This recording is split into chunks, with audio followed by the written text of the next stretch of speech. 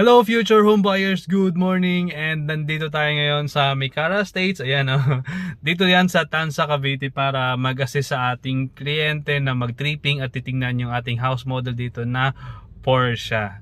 Pero while waiting sa kanya, titingnan muna natin yung area kung gaano ka-accessible yung Mikara Estates project natin. Let's go! By the way guys, this is our beautiful and affordable 3-bedroom townhouse dito sa Mikara Estates, ang ating Porsche house model. So, welcome to Mikara Estates mga future homeowners. Dito yan sa Barangay Sahod Ulan, Tanza, Cavite.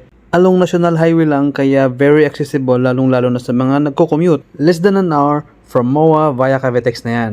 Mahilig ka ba sa sangyup? Ito ang bago, Busan Tent Bar. Dito lang yan, along entrance lang yan ng Mikara Estates.